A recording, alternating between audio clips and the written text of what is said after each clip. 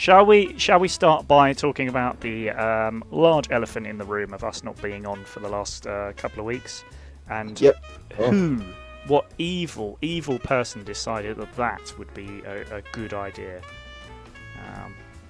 I'm pretty sure who can we blame? Who can we blame? It's you. Yeah, it's me. It's me. Yes.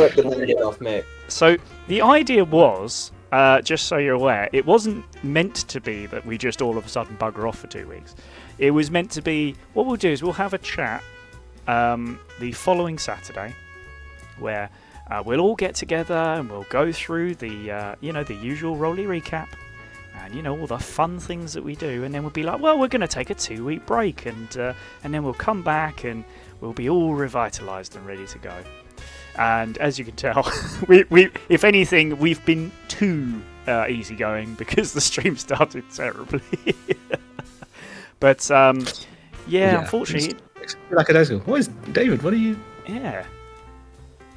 What have you got there? I got some naan. Oh, Nan's back. Korean naan. Chaos. Maximum curry. Oh yes. Oh, I would watch that. We should. That. I feel like that needs to be a thing. We could do a cooking thing with Nan. Nan with Nan. Yeah. Brilliant. I had quite a nice Indian yesterday. It was very expensive. Well. You don't hear anything. Oh shit. Oh no. Okay, hold on a second. You should be able to. Let me hang on. Let me hang on. Oh, I could hear me. Oh, don't joke. You're a streamer. Don't do that to us. That's evil. That brilliant. No, is that Steve? That is Steve. I'm actually impressed with how good that was. That was actually very clever. It was it was so believable. Yeah, it was. It was. It's so incredibly believable. I was just like, well, of course that's happened. He wouldn't lie to us. No, he wouldn't lie at all. Yeah. Why would he? Hey, he's doing very well at the moment. Steve. He's got all the subs coming in. Phasmophobiaing. Yeah, all the Faz. Amazing. Ooh, hold on. Where are you at now? Tell us. Almost. So is that the one where you start off in the big van? Is that right? And then you go into a house. Yes. And, you try to work out what type of. It's a really great game, honestly. Fun. Yeah. It's a great game. I'm gonna play some later, aren't we? We're gonna. Brilliant. After the stream, that's the plan. Us not playing that. Oh dear. Oh no, I've got to go play with Steve later. We were talking about it earlier. And nice. I accept. I'm sure you guys could join if you wanted to. It's probably quite cheap on Steam. It's a great. Does it require it not to be a Mac?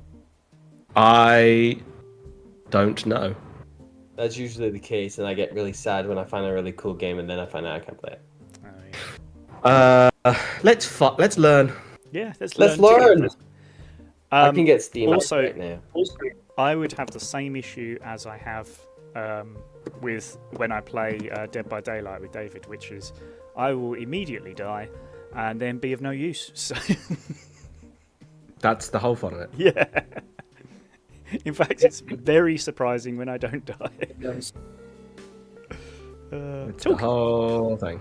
Talking of that, we did a little bit of Dead by Daylight last weekend, didn't we, David? Yes. Did Sweet Psychosis's belated B-Day shot stream. Oh. That's 10 times fast. But yeah, that was a very, very fun day, and there's actually a few clips. Some insane stuff happened in game. Yes, didn't it? And there's a few clips up on your channel, isn't there? On the YouTube. Yes, we did a little highlight. Yeah, very fun one. That. Mantis is just like. It's like he just knows wall hacks and shit, but he's actually just good. Nah, it's all hacks. Well, talking of hacks, apparently there is a way of playing Phasmophobia on Mac, but it is a hack. So there you go. It's something. Cancelled on Twitch. No, I think you can buy the game and then. Yes, I'm going to say live that we're going to hack something. Yes. No, I'm saying like you can buy the game. You just have to add a mod to it in order for it to function on macOS.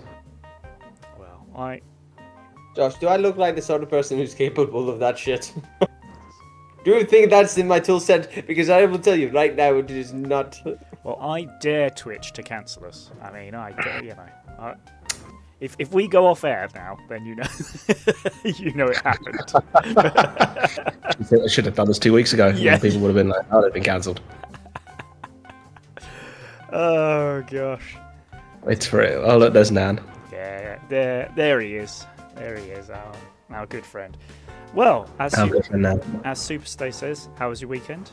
How's it going so far? It's been nice. It's been sunny. It's been pretty calm. Have you been watching any of the football? I have been watching a minimal. I did watch the last England match, and I felt like I didn't particularly gain or anything really from that. No, other than the loss of time. You don't gain from it. No. Well, I missed the first couple because I was away. Yeah. I was in the States, and then I was with David in Glasgow. Oh yeah. Yeah. We can tell the bench story because that's funny. Ooh, all right. Yes, please go on. So, the rehearsal director Lauren and I were staying together, so we were rehearsing firstly in David's town of Helensburgh, which is it the sea there technically? Not really, is it? The bay? Yeah, no, it connects to the sea. It's sea adjacent. Anyway, there's a large body of water. It's bigger than a river, smaller than the sea. It's a large body of water. Anyway, beautiful weather in Glasgow, somehow. Don't know how. The whole time we were there, sunny every day pretty much. And Laura and I had to go get some fuel for my car, and we were like, we went to the garage, which was by the non-river sea. And we were like, should we just get an ice cream and go sit by the sea for a minute? Because, beautiful weather. They didn't have any conventional ice creams. The best we could do was a box of Magnums. Oh. So the two of us bought a box of 3 Magnums and went to sit by the sea, and we decided to sit down on a bench, and the bench collapsed underneath us. Oh no! Well, that's not all. So we're there on the floor going, oh my god. We've destroyed a public bench. And, actually looked at it, and, the whole thing was rotted and, rusted and shit, and we just very sheepishly moved away slowly. They did the front up on the nice part of town, and they left this part, don't look over here! Don't look over here! I was like, well, what can we do? I can't fix a bench. How do you fix a bench? Yeah. I didn't know. We had 3 Magnums, and that was it. So we moved away quietly. So anyway, next day, whatever it is, David comes to join us because we're now working in Glasgow. Yep. And we get to the end of the day, and it's like, that's great. Let's have a meal. I'm going to sit down. I'm going to watch The Boys. Oh yeah. Because I needed to catch up on The Boys, which is fucking great. And we all, David sat in the chair, and Laura and I go to sit down together on the chair, and the sofa just slowly starts collapsing underneath us.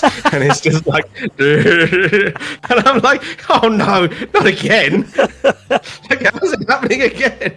How did you manage that? I don't know.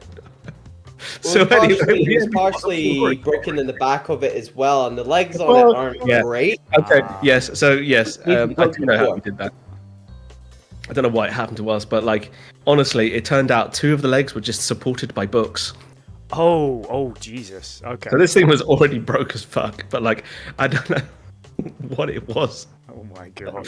I just felt myself going like this side of me. They're all sitting on my left-hand side. I felt myself going like. Yeah, it was really slow. Like the bench by the sea, it literally just went from underneath us. Like we sat down, like we were being stupid, so we sat down simultaneously, and it just collapsed underneath us, like completely instantly. And then the sofa just went really slowly. It just slowly kind of listed off the side and bent down onto the floor. There's enough time for me to be like, how is this? Literally verbally going, how is this happening again? Like, why? Oh, Baker Mar, you've hit one on the head there. I bet you were terrified. I know. I was like, Lauren, you're not getting back in my fucking car. Yeah, right. You looked that I was going to split down the middle, and then there's going to be Josh on one side and me and Lauren on the other. Oh my god. Oh, God. From the bench, we certainly disappeared quickly. We went to a different bench, and that one didn't collapse, thankfully. We checked first, and it wasn't like rotted. I mean, the most important question that comes out of this, and the thing that I know everybody at home wants to know, is what happened? Who got the extra magnum? Oh, I did. Oh, yes, well done. Oh, we made it so, like, we made a deal. We made a deal. I was like, okay, I don't particularly want... If you take the blame for the bench, I, will let you... No. Like, the deal was, like, I'll have the extra magnum this time, and then we were planning to go again, because it was just nice, so... I was like, you have the extra magnum next time. And then... I feel like we did something that completed the other side of that deal, but I can't remember what. It was some other sweet treat that happened later in the week.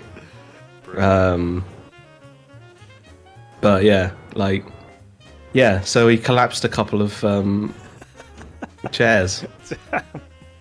Menaces to society. Yeah. Yeah. Menaces to chairs, specifically. Yeah. I can hardly believe this sofa hasn't collapsed underneath me right now, to be honest. Like, Give it time. I remember going around to my Well, it's because parents. Lauren's not here, that's why. That's it, isn't it? Yeah. There you go. Get around. He's not allowed near any of my chairs. Yeah. He's like, you fucking stand. You have to take out insurance first. Yeah. Yeah, the joke continued into the toy tube as well. The toy train. Oh, I love the toy train. The Glasgow toy train. Have we talked about the toy train before on here? We must have, right? When I went, like, first time we went on there back a couple of years ago. Honestly, it's my favourite thing. I was so pleased that we got to commute on the toy train a couple of times. It's literally like the London Tube, but small. Oh, damn. Hold on, house? No, like, it's probably like 2/3. Well, it's like to hear on your, it's like up your chest or something, isn't it? Height-wise, you're taller than it. I'm not quite. I'd fit in it. Like, if you were over 6 foot, you'd struggle, basically. Yeah. And it's probably like I could, if I stood on my tiptoes, I could touch my head to the ceiling. Okay. I think I've. So, and I'm not that, like, I'm 5'10". I'm bang average, basically. Yeah, 6 And this foot would thing is- probably be the limit, eh?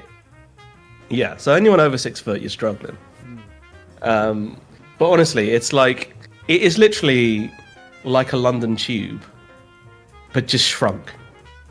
And the whole And thing, it's in like two lines. It's like you've got it's fully circle, but you have an inner line and an outer line, and they go opposite directions to each other.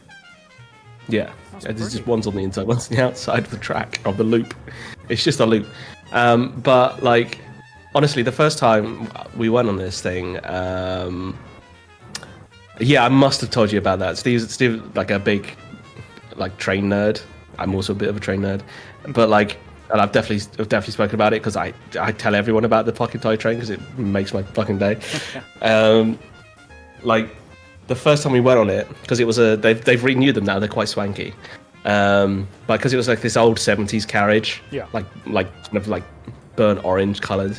And we went in. It was a much smaller station that we were in. It was just literally like a platform down the middle, and then tracks either side of it. So you walk down and you're just kind of on the middle. But because everything's tiny, the platform's also tiny. So like, if you imagine a single platform, Yeah. but like for both directions, that's what that platform is. And it was really damp in there, and all the walls are covered in like moss and stuff, and it just smelled like mildew. And you could hear running water somewhere. And honest to God, it was like you'd gone on like a pirate ride or something. It's like you're queuing up for the pirate ride at a theme park. because it was so like. It was so. Nothing to do with people dressed as pirates. That was nothing to do with it. No, that was a different thing. Like that was a different thing, but it honestly felt like a theme park ride. Hey, Quantum Cosmia. Hey, like I swear, like this thing, it felt like I felt like I was going on a theme park ride and not on a commute, which was what it actually was. It was so like, and that's why I call it the toy train, because I'm like, it's like a toy. It's like a theme park ride. Wow. It's honestly amazing. I reckon if you go to Glasgow, go on it because it's wild. You'll be like, yeah, you'll be like, I don't. It's just the subway. It's like a metro or something, but it's just tiny. It's the toy train. It's great. Amazing. And then what if you want to clip of it right now? What was that, mate? Sorry. I'm sure I can find a clip. It might have been the train station outside. I was hearing like. Oh no! It's I was like, is one of you watching that right now? No, I live next to the train station. That's why. No, that was a full size train. I've got. Did I take a picture? I must have taken a picture of the toy train. Let me see if I can find it. Whilst you're sorting it, I think you. Yeah. Go on. We're on the same train. That's the toy train. You can't really get the scale of it from there, but like, it's tiny. It's so tiny. You can see it's smaller. I would be on the ceiling in that. Wow. Well, it's really fun. I was going to say, I met up with Ben today, because I don't know if you know, he's been on holiday. Lucky him, for a week. So he just got back yesterday evening, and then we always meet up on a Sunday to go for a run. Sort of our families all meet up. It's quite nice.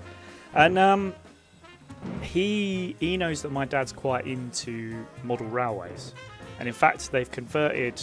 My parents converted what was my old bedroom into just a model railway place. Like I think there's 2 or 3 different model railways they just run around, which is amazing. Honestly, I'm quite jealous of that. But so Ben and his mum turn up, and they've got these like model railway houses, and they've bought different sizes because they know my parents have different sized trains as well.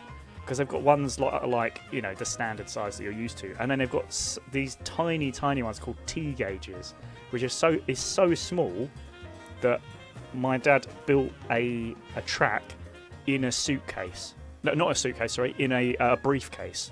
Oh wow! And it literally the track goes around the briefcase, and it's so tiny. And they bought like from normal size, model houses, all the way down to that tiny ones as well. Oh man, it was hilarious. We were sort of taking a mick because he apparently. This is the weird thing. Ben calls my dad and says, "What sort of houses do you need for your model railway?" I'm like, "What is this?" Oh, brilliant. Big houses. Yeah, right. Yeah.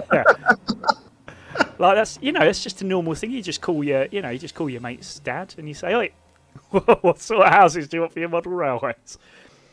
Oh gosh, honestly, big house, yes, big house, yeah. Okay, so I'm gonna have to give a context here. So for the longest time, I mean, I've known Steve for I've known you guys for years and years and years. I've known Steve for oh Jesus, it's gonna be 15 years now, isn't it?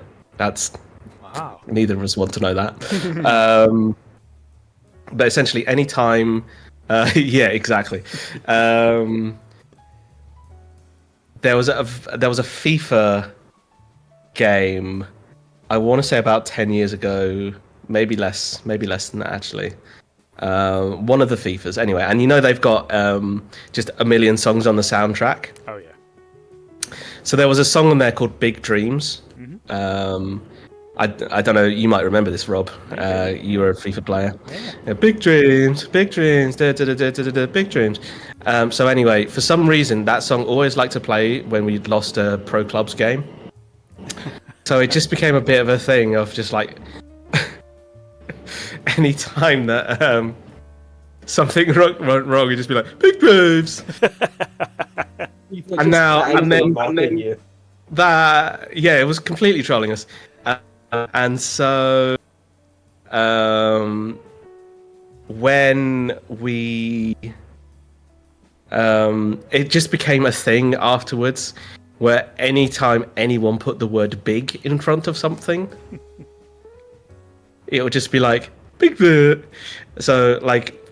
That's why Big House is in there, because it's not Big House, it's Big House. Amazing. Oh, mate. Should we do some Candela?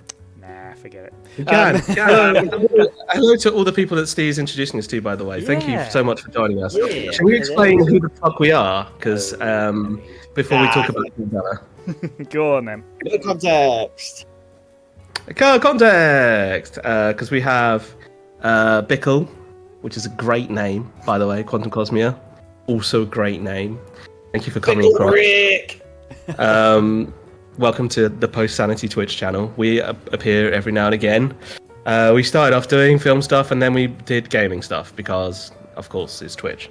And we play TTRPGs, lots of D&D, Lasers and Feelings, and now we're going to talk about Candela Obscura. Which is the most recent game that we played. You can find those episodes. It's not that. Yeah, pretty much. I mean, we filmed some D&D last time. Oh, yeah. In person. Yes, we did. We did. Another time ago. A long time ago, before times. Before the now times, which is literally all of time. Sound like NPCs in Skyrim. Yeah. That's kind of our whole shtick, isn't it? Just NPCs in Skyrim. Yeah, basically. But Candela Obscura is a cosmic horror, mainly role-playing game. There's combat in it. Cosmic horror, created by Darrington Press, which is a publishing company made by Critical Role, who are very well known in the D&D universe. And they create a lot of games, not just Candela, but it's one of their TTRPG games. And we've been playing it, and we did 3 chapters of what I named Assignment Lightborn. And it was, Cisco can't be with us today, as they're not feeling well. Sending love to Cisco. But yeah, it's basically a lot of humans realizing there's things beyond them, and it can definitely kill them. Rather than like D&D, where it's like, it's magic. I'm fine. I can just casually heal myself with my own essence. Lay on hands. Remember that one? Oh yeah. Yeah. So we played a bit of that, and the chat today is to talk about we did it in 3 parts. The last one, it was a slightly bigger episode than the other chapters, and it was a big crescendo. Should we roll? Should we do a roll? No, Holy Grail. A roll in the Grail. Yeah. Holy Grail. Oh yeah. So it's worth qualifying. The channel is Post Sanity. The gaming stuff always falls under Holy Grail, and you can find us on YouTube.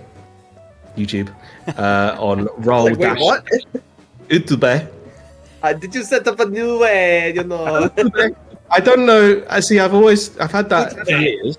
I don't know if that's just been in my head for years, or if I've ever said it out loud much. But YouTube. No, I must have said it out loud. That's too entrenched in my brain. Way too entrenched. YouTube. And the other one being, because I go through there a lot to commute, Candana Water. Oh yeah. I must have said that before, because that, again, it's just in my brain. Love Quantum's message in chat saying D&D. I'm listening. Yes. Yes. Yeah, we do a lot of that. And we recorded some live stuff recently for season 3 of Homebrew game I've been running, My World. We also shot a little something else D&D wise, which is exciting, from Josh's upcoming campaign. And God. I mean, don't get me wrong. What we did with you as well, David, was amazing. But yeah, that went so far. it's on the rails, but also off the rails at the same time. Yeah. It's like, see, when you're a D&D DM for so long, you get it. Yeah, I'm fine. Yeah, it's fine. I rolled bad at Constitution. So with Hey. D8 of coughing damage. No. So with that, when you then become a player, you're used to your unhinged player. But I feel like DMs who get to then finally play are slightly more unhinged than regular players. Yeah. Because they're like, I now get to be the coordinator of chaos. The coordinator of chaos is a fantastic way of putting it. And that's I love that. It's a playoff. Cisco says it a lot in Rollers of Fate in the D&D campaign and stuff with Rollers of Fate guys. And he calls himself a chaos coordinator. I'll be your chaos coordinator today. That's great. It's great, isn't it? It's great. Yeah, so I can't take credit for that at all. Yeah. I mean, I think that's also kind of down to the way that we play in particular as well. It is. Yes, we're very silly. Yeah. I mean, our literal tagline is maximum chaos, isn't it? So. Yeah. Yeah. I'm gonna play this now, chats. Spam it. I feel like all you're getting is train noise right now, because apparently all the noisy trains have turned up. Yeah. What's Like a going on series of there? diesels. Aren't you like 30 floors up as well? I usually do the the rolls. Why don't you do it this time, Rob? Do you know? I do actually have a dice with me, so I can do that. So, also for those who've not been here, Aka's makes a 20-word essay.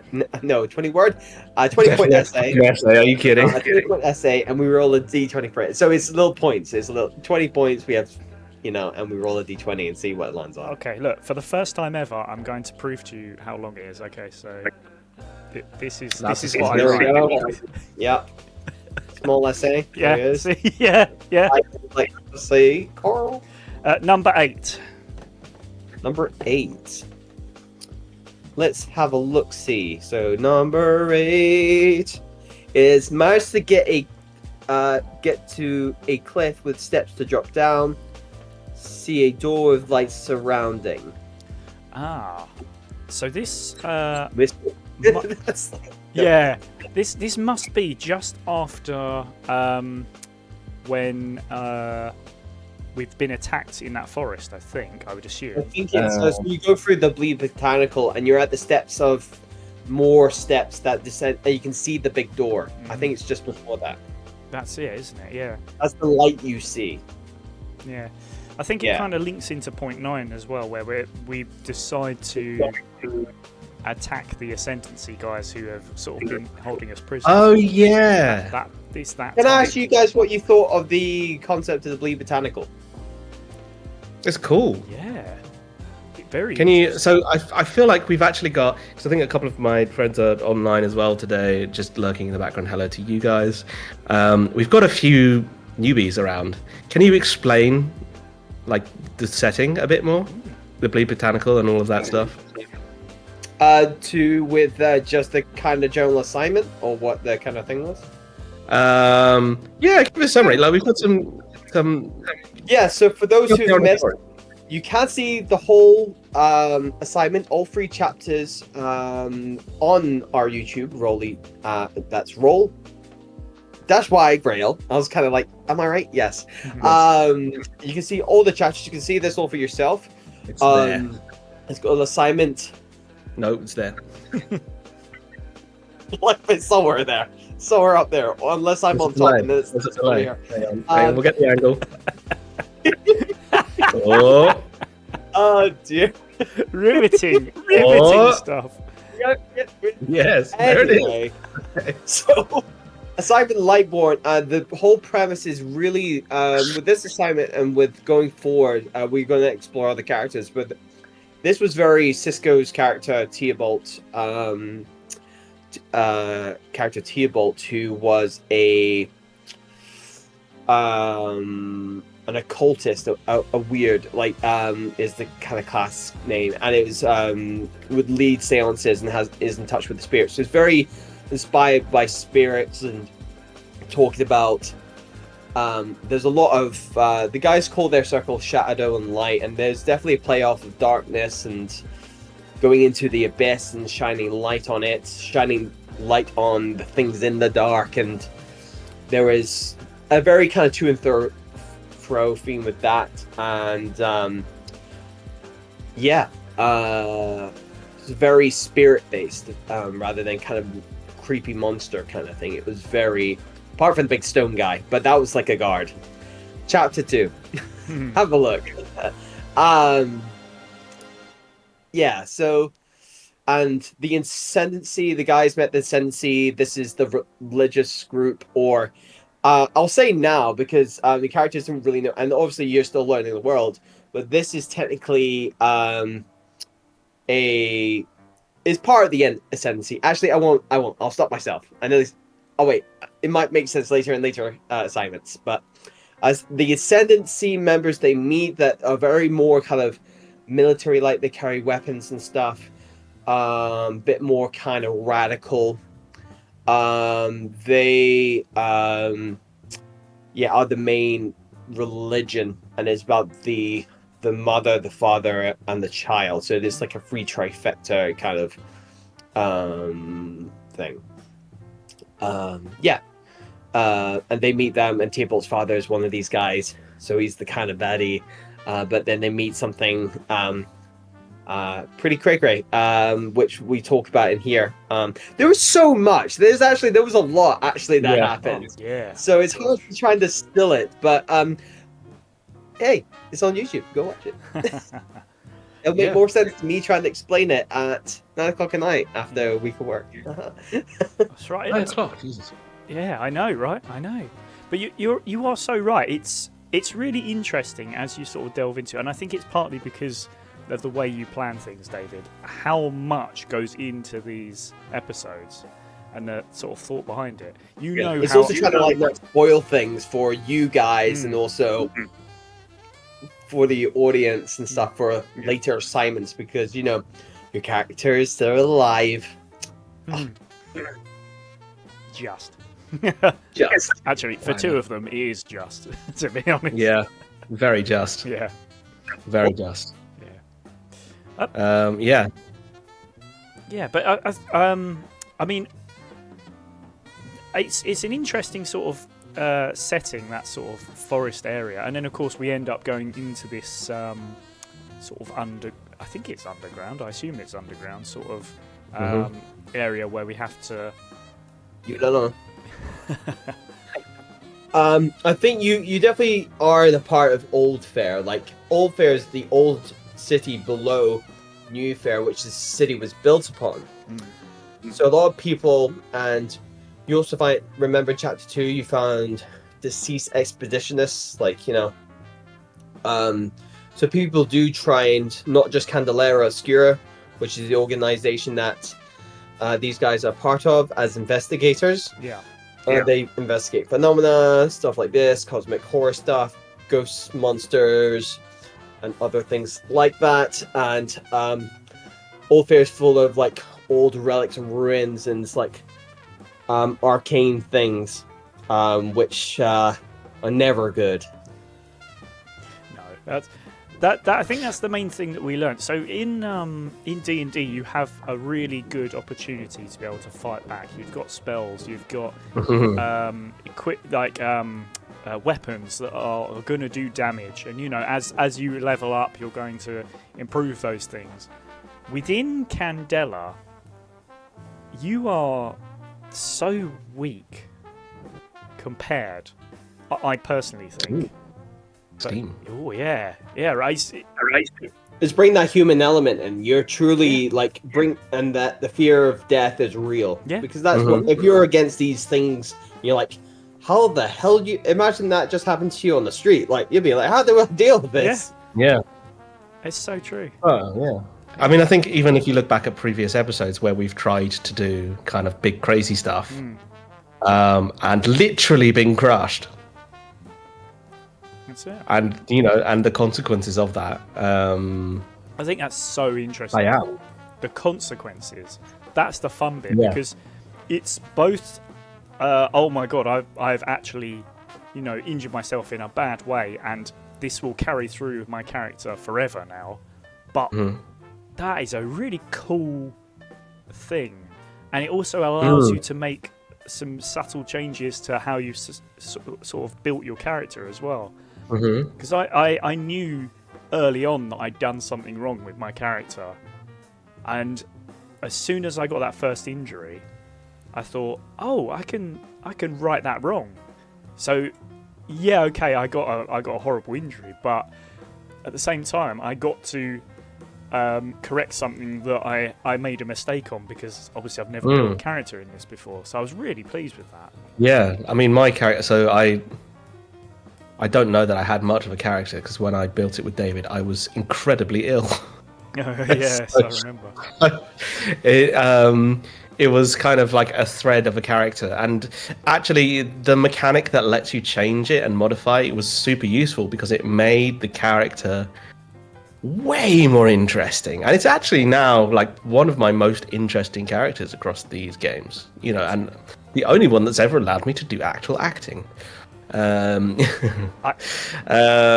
you know? And yeah, Steve, you're right. It tells a story, and how you play. It all tells a story and how you play in so many ways. It's a really interesting mechanic, and it's unique, I think, to Candela. I don't know. Maybe you'd see it in other things like. Very rarely, actually.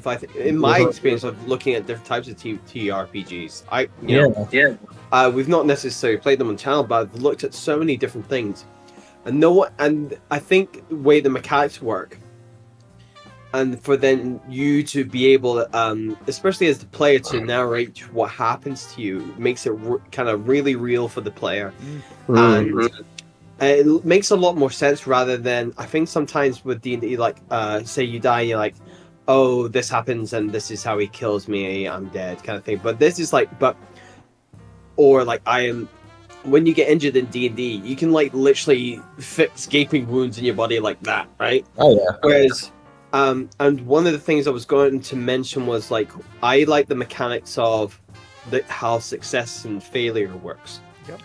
So actually there's, you've got success, which is the higher roll of 6, and then you've got the fails, which is 1 to 3. But I love this kind of middle ground of mixed success, where you get something, but there's a consequence. Yeah. Really building upon, again, that human element in this kind of insane thing that's happening to you. So I find that place in the gray very interesting. More so than the things that go really right and the things that go bad. I like that little area of like, because then it can, like, when at least later stuff that goes bad or wrong, like it goes right or goes wrong, I think it sets it up to be, it's a nice setup. I agree. Yeah. I think it's it allows for the role-playing element that sometimes you maybe don't get so much. I mean, in D&D you can kind of get away with it, because usually in D&D it goes up in increments of 5. So if you roll 0 to 5, you've almost certainly failed. 5 to 10, the easier stuff you'll pass. 10 to 15, that kind. You can kind of role-play off of that a bit. But I think within this, you have a grey area, and it's a grey area. And all, the players and the GM know it, so I think it's really fun to sort of play off of that. It's very hard to be a true hero in Candela. Oh yeah, where stuff is just like the kind of Rambo one-man army, everything you just need you and that's it. You can try stuff, and we do try stuff, but very rare that there's not some consequence for trying to be heroic or trying to be a coward. Even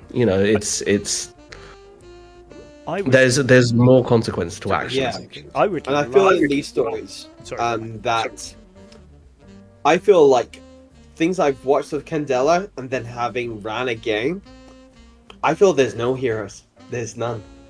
I feel it's literally, because what is a hero? It's just where the majority says they're they did the right thing, or this. I feel it really plays into like everybody is super flawed, and yeah, that that is, even if it is being a coward or just going headlong into things and not considering what it does to others. And I think that really just this game really kind of builds on it when there's such high stakes. Yeah. What will people do? Will they literally leave you to die and you've been friends for 10 years? Yeah. It's fun. Boundaries. I think when the professor dies, and he will die because he just will. Like you can't be that hilarious and that stupid and not die at some point. So consequences to all actions, right? Exactly. Yeah. I love making those decisions and then thinking, oh, I'm definitely in trouble now. You say that thing and like, oh no, don't be funny online. Especially the last thing you did. Oh, Jesus Christ. You're like, yes, let's drink this unusual liquid substance. Oh, yeah. Oh, yeah, I forgot about that. Yeah, it almost worked. It almost worked. Shall we have another rolly point? Yeah, go on then, yeah. Oh, I rolled a nat 20. Actually, do you know what? I think we instead of going straight to that, because that's obviously the last point, maybe it's better to go a little bit further back than that, and then come on to it. I think there's a couple of interesting things. One of the things is, and I want to know from you, David, if this is true, the reveal of Auntie Cooper being like the cardinal, wasn't it?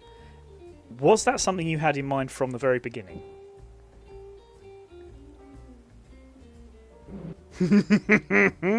Yes. Fair enough. What would have happened? Okay, put it this way. So the very first thing my character ever did was try and insight Auntie Cooper. And I literally just did it because I was like, why not? Yeah. I didn't expect there to be any consequence for it. What would have happened if I'd have passed it with spectacular flying colours? Could I have seen that coming from would I have managed to get some sort of read on her? Wouldn't you like to know? Yes, that's why I'm asking you the question. I would say that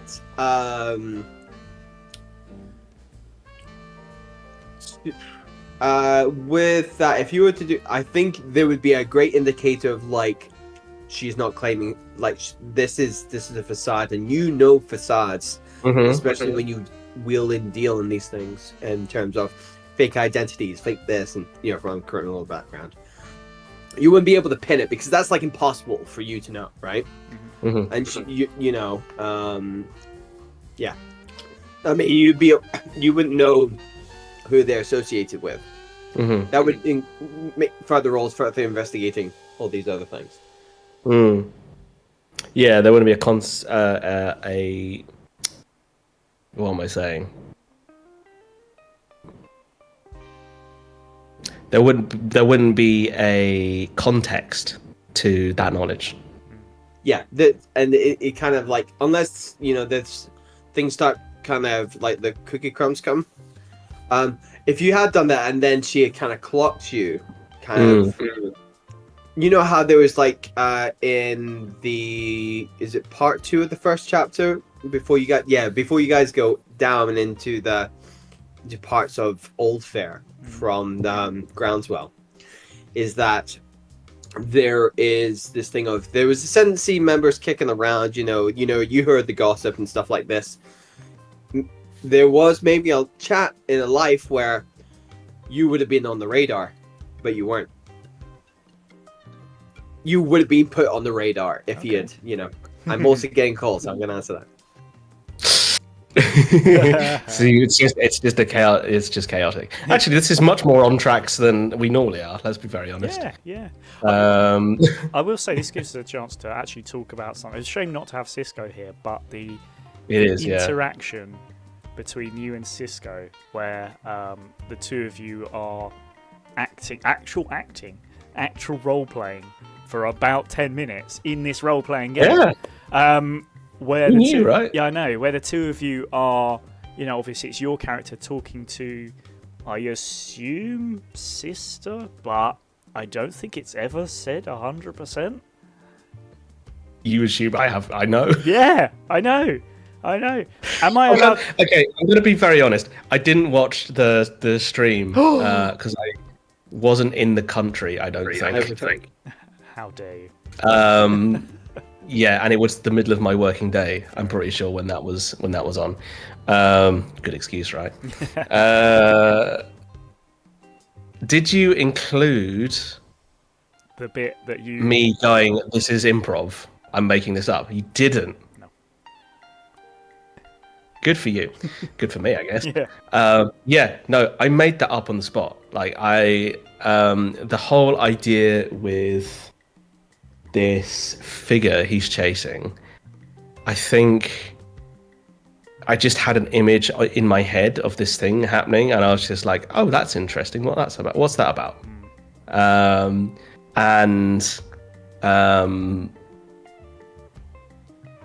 Because that came like earlier in the game, I think, or was it in the last game? Maybe, I'm not sure how it divided. A lot of it was in the last session. Yeah. In the last chapter. So we teed that up, like, and bearing in mind, like, this was 3 episodes, but it was recorded at the same time. So in terms of actual real time between these things happening, we're talking maybe an hour. So I'd kind of come up with this thing where I was just like, what's he thinking about? Oh, he's thinking about this thing that happened when he was younger. What's this thing that happened? I've no idea. I've literally no idea. I made it up. And David was good enough to like kind of just go with it and build on it. And then it went to Cisco, and I was like, Cisco, I don't know what this is. Just go with it. So just went with it. I mean, it's great that like, so Cisco also a great DM, a great GM. So they just went with it. David just went with it, and I just went with it. And it was like, let's just see what happens. Me and Rob were literally like stunned and watching for like 5-10 minutes. It's incredible. Yeah, like Cisco was such a great foil for that moment, and just kind of bouncing off. Adding things as well, like talks about a ring and. Yeah, the ring. Oh my god. So firstly, okay, I mean we're gonna roll into a few points here, and I was just like, because it's a really emotional scene. It's the most emotional scene I think we've ever done by quite a long way. 100%. Quite a long way. And there's so I can't remember exactly the context, but like we get to a point, and my character's going. That door that you're trying to unlock that is shut behind you to get into the next space that Theobald's father had slipped through, and when you saw Anti-QP before he went. And we were just in like a down moment, right? And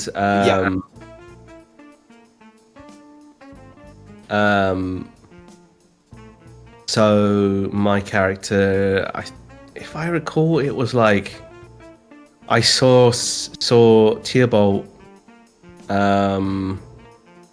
talking to. I can't remember exactly how. So there was a little bit just before that when you guys were at the Scarlet Tree in the botanical garden, and they saw a shadow of a little girl with you. And then we segue to the door, and then we have this bit of kind of respite as you try and figure out how to cross across the threshold. And then this is where it kind of expanded into this improv.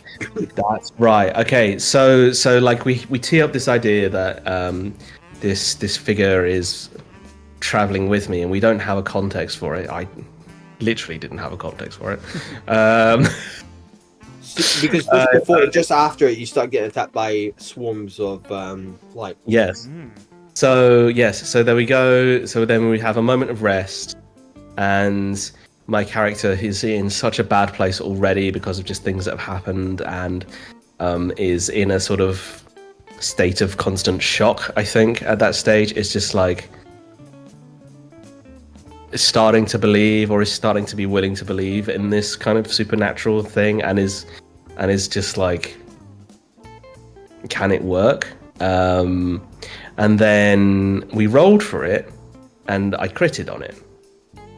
And I was like, and that actually like kind of really teed me up, because I was like, all of a sudden I was just like, I really felt for Arthur, and I was like, oh my god, like I actually feel something for this guy right now, because it's so perfect.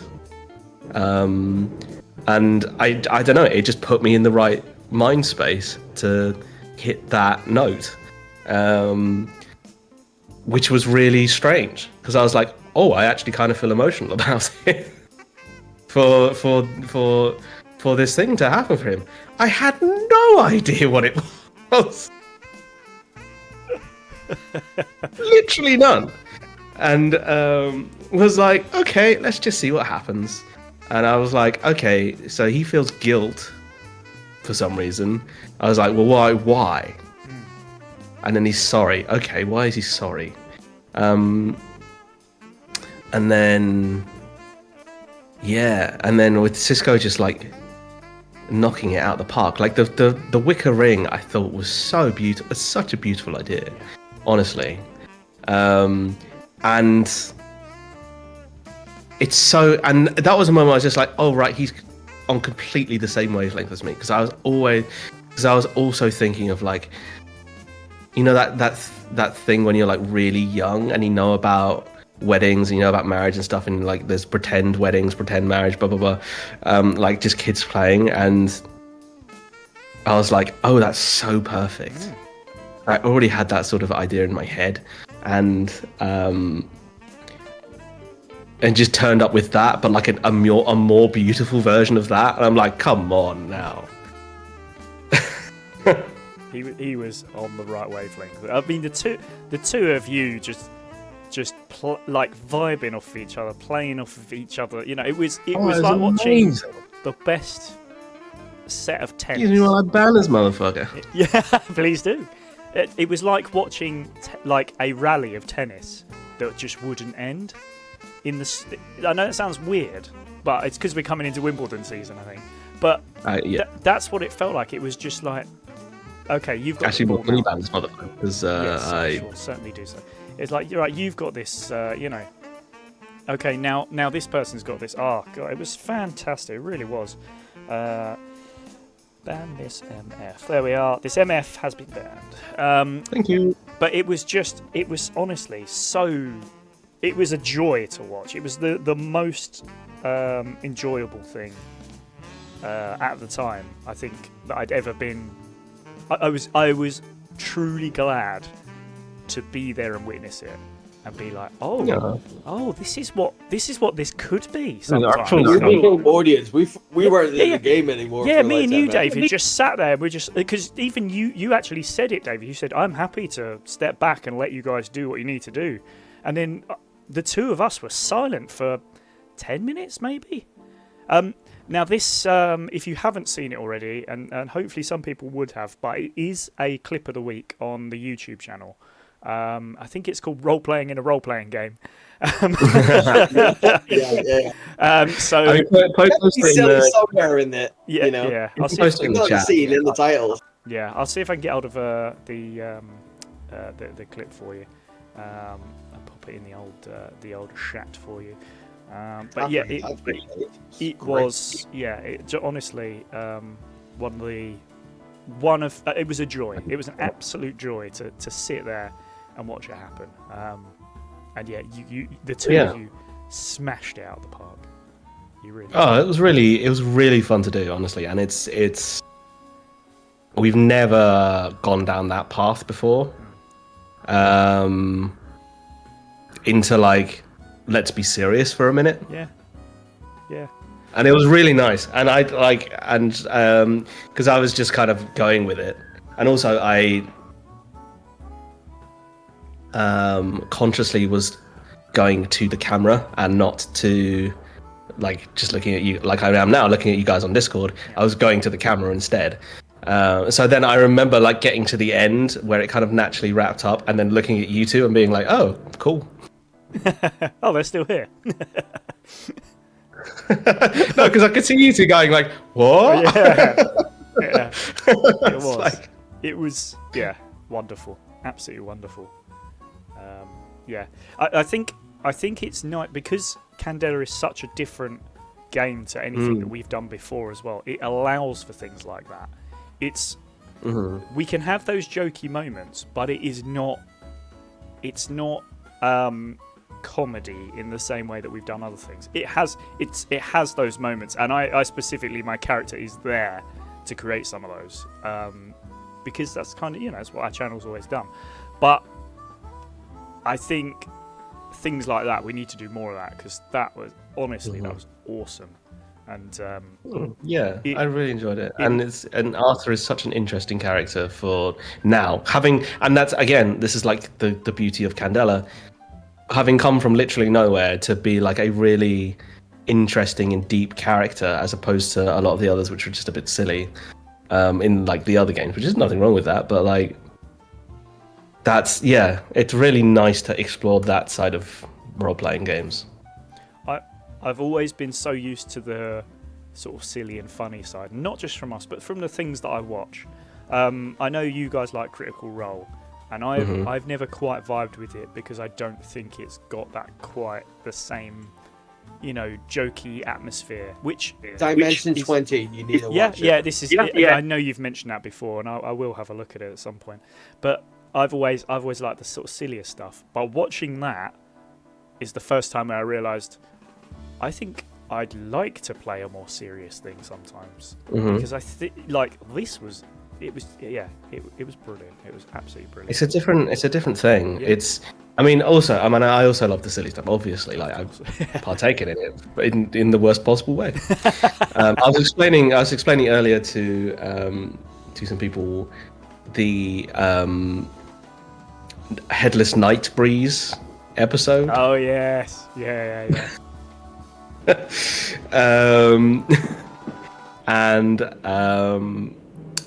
Yeah, it's something, huh? So, like, we've done that. Yeah. We can also do other things. Yeah, I think that's the nice thing, isn't it? We can explore these other things. We are. Let's be honest. That sort of stuff isn't going away anytime soon.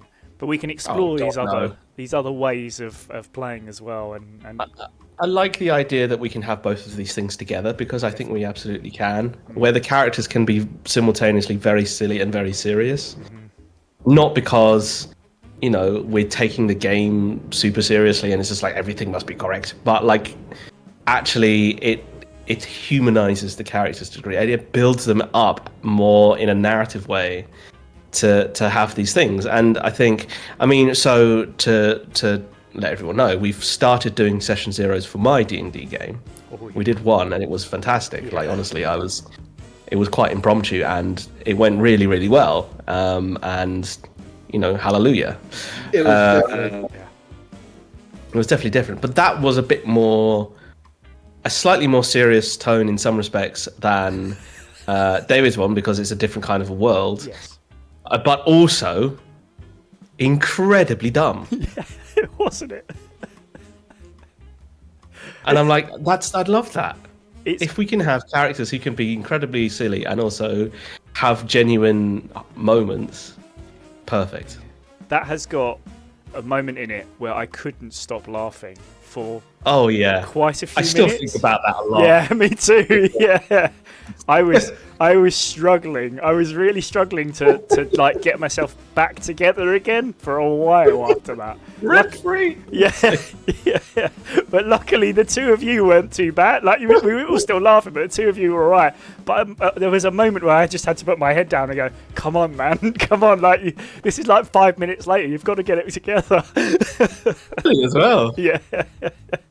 That's great. We will put that out at some point. Oh yeah. I think we want to have episode 1 out before we put the session zeros out, I think, just because I think people want to work on. I'd certainly want to work on stuff, and I want to have the proper version presented first before we go to the zeros. Yeah. The zeros are going to be really interesting, I think, because it'll be an interesting. They are good as entertainment, but also it teaches you about like what does that look like when you're just fucking around and trying stuff. Like that's great, very funny is what it looks like. Oh yeah. Should we talk a little bit, although obviously we won't get too much into it, about what's coming up next, which is episode 1 of season 3 of Undiscovered D&D. Can you believe it? Season 3 already. First of all, the reason for the sound issues at the start was because until a couple of minutes before that, I was still editing the second episode. So and then all of a sudden I was like, it's almost 8 o'clock. So I switched over, but I hadn't sorted everything out with regards to mics and stuff like that. So yeah, apologies, but it was for a good cause. And also I got to the bit where there's a character that's so good.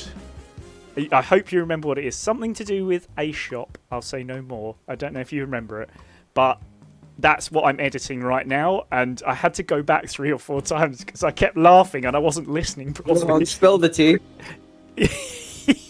Yes, indeed, a little clue there. But they're not until episode 2, I'm afraid, which isn't what's coming up next. But I have a little surprise for you. I haven't put together a trailer per se, because instead, you know how everything that's come out this year has an intro to it first? Would you like to see the intro for Undiscovered D&D? Wait, what? Okay. What? Yeah? Okay. Yeah? Okay. All right. Well, here we go. Undiscovered D&D. Here comes the intro.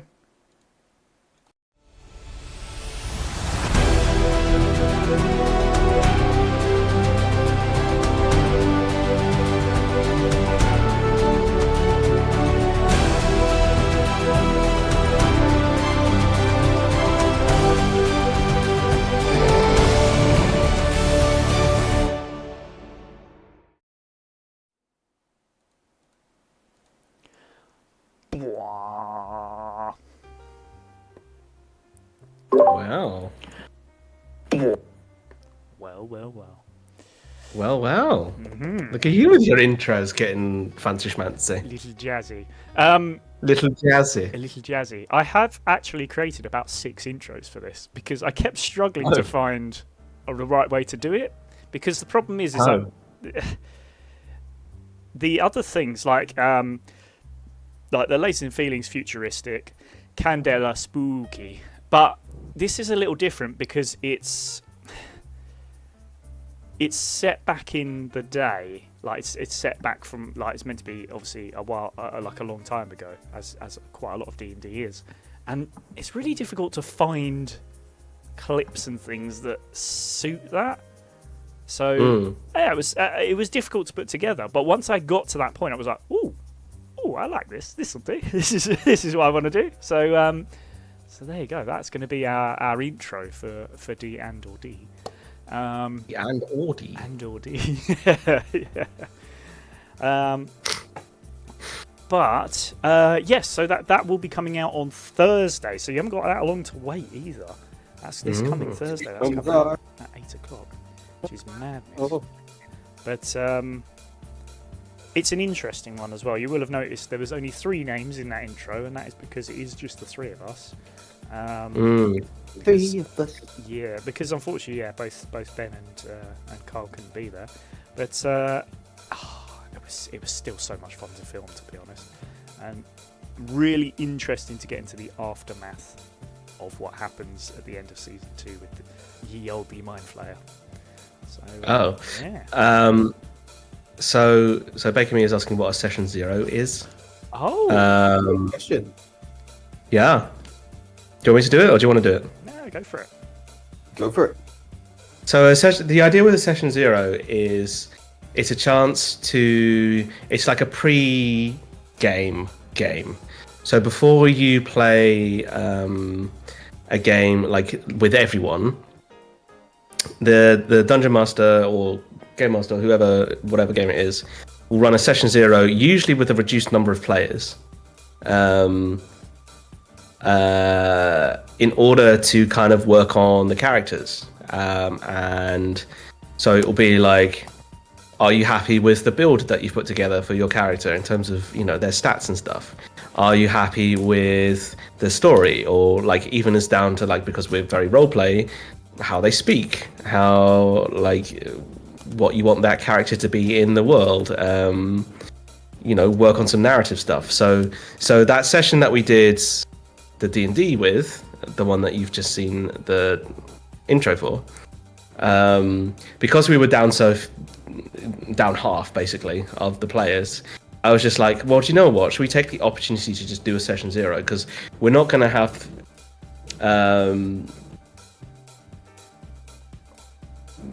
we're doing like half of an episode because it's a catch-up thing for Undiscovered.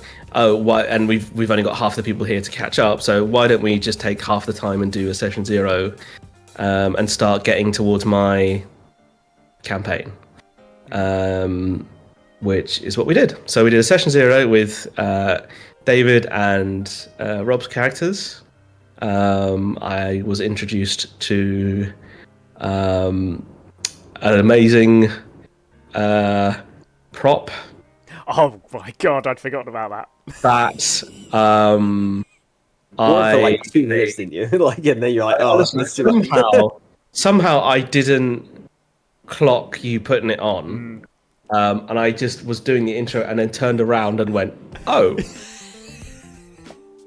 We won't say what it is. No. But like, it was something. It's quite elaborate. Yeah. It's probably one of the more elaborate props that we've ever used. So anyway, so that session 0 was essentially us working out. So I wanted to work out some stuff because I hadn't done anything in that world before. We were literally making up some names and things during the session, which will then come into factor later on, and you won't have a context as to where they come from, and then you'll find out where they come from and be like, oh, that's funny. And then it's a chance for these two to work on, like, are they happy with the characters? Is there anything you want to change? For full disclosure, my campaign will start at level 3. It won't start at level 1. But we played it's not a bench, no. Nice. That's a cool one. Big Bad's a bench. Yeah. The big bad is a bench. Well, no, the big bad, that would be a very easy. It's like permanent animate object. A spell on it. Yeah, it could be. It's grown an intellect. Angry bench. Maybe that'll be a bad guy now. You don't know. Oh my god. You don't know. But yeah, so the idea is it's an opportunity to work on stuff, to make changes before we get into the main campaign, because then it's locked, obviously. And for everyone just to kind of see how they feel about it, and if they want to, you know, make changes going forward. Because I'd literally allow a total rebuild if anyone was super unhappy. And yeah, it actually went incredibly well. It's much more of an episode than I thought it was going to be. I thought it was just going to be us kind of working stuff out. But actually, it's a very solid episode. Yeah, it is. Turned into a full 2-parter. Yeah, well, there you go. A full 2-parter out of a session 0 that I thought was just going to be some nonsense. So there you go. Yeah, hopefully the actual campaign will kick off in like maybe back end of summer. 2030. Yeah, we'll see. There's stuff to work out. Yeah, we'll see though. Could be. Yeah. But yeah, why not? Well, what's going to be interesting is what we do next. So, of course, we've recorded this D&D episode, which is great. So that's the next 2 things. After that, the only other thing we've recorded is the session 0, which of course we don't want to put out just yet. So my hope is, and I'll contact you guys about it, but my hope is we'll try and get the last lasers done of the season, which would be nice because Cool. that's been hanging around for a little while, but we'll sort that out. Yeah. And of course, we'll have D&D continuing. Fingers crossed we can do it in person because this one was really nice to do in person. Fingers crossed we can keep that going if we can help it. Nice. But yeah, other than that, we'll have to have some chats and decide what we want to do next. That'll be interesting. Yeah. Yeah. That's the possibilities. Yeah. We've got a lot of games now. Yeah, that's right. I suppose there's a chance of doing Gravity Rip again because that was originally the plan before we started the latest lasers, which just sort of happened because all of a sudden I had lasers planned so much better than Gravity Rip. I was like, oh, let's do that. So maybe we'll do that, or I don't know if Time Flux has a chance of coming back at some point. But I mean, it definitely, as I say, if we can get the original second part footage kind of sorted out, then there is a time. Hey, it's time. I can do a timey-wimey thing and fix it all. Yeah, I mean, maybe we have to do that at some stage. Just because I no idea. For full disclosure, we had a second part of Time Flux and something broke in the footage. Possibly beyond repair, which is a real shame. Broke it. Such a shame. Possibly, yeah, maybe. Because there's one of my favourite lines I've ever had for the Couturier in there, and it may never be seen, which is sad. I mean, it was all part of a devious plan. It was a time. Maybe. Flux. I mean, it's such a time flux. It does suck. Yeah, it was a time sucks. Time sucks. Yeah, it's such a strange episode, that isn't it? Because it's of course it's Kyle joining us as well for his first game of it, and it's because it's all based around Live Aid, wasn't it, as well? Oh, yeah, it's like you go back in time travel, you meet you two, and Bono, that's kind of the episode, and you find something that's how they're like these creatures are like that you've been facing, these like reptilian creatures that can camouflage and also take people's forms and stuff like that. How they are traveling themselves through time, and how kind of time is powered to travel through it, and blah blah blah. Now, I genuinely don't remember this happening, but in my head, I have it that I trapped Bono in the closet. That's it. Yeah, I think that was probably the footage that was corrupted. Yeah, I think so. And then someone went, "What are you doing in there? Right, you can't be in the utilities. What's going?" Yeah. And all you you're like, oh my god, I'd forgotten. Yeah. Oh man, my favourite.